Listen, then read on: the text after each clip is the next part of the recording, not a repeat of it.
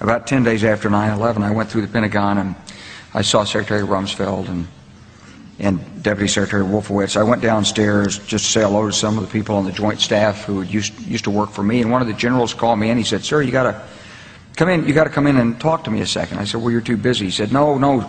He says, "We've made the decision. We're going to war with Iraq." This was on or about the 20th of September. I said, "We're going to war with Iraq. Why?" He said, "I don't know." He said, "I guess they don't know what else to do." So I said, "Well, did they find some information connecting Saddam to Al-Qaeda?" He said, No. He says, "There's nothing new that way. They've just made the decision to go to war with Iraq." He said, "I guess it's like we don't know what to do about terrorists, but we've got a good military and we can take down governments." And he said, "I guess if the only tool you have is a hammer, every problem has to look like a nail."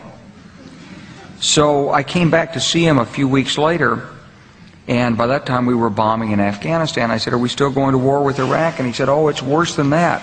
He said, he reached over on his desk, he picked up a piece of paper, and he said, I just got this down from upstairs," meaning the Secretary of Defense's office today, and he said, "This is a memo that describes how we're going to take out 7 countries in 5 years, starting with Iraq and then Syria, Lebanon, Libya, Somalia, Sudan, and finishing off Iran."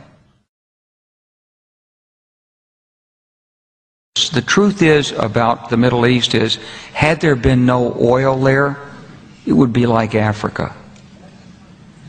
Nobody is threatening to intervene in Africa. The problem is the opposite. We keep asking for people to intervene and stop it.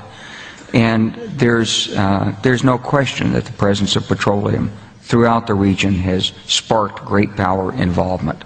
Whether that was the specific motivation for the coup or not, I can't tell you, but there's always been this attitude that somehow we could intervene and use force in the region.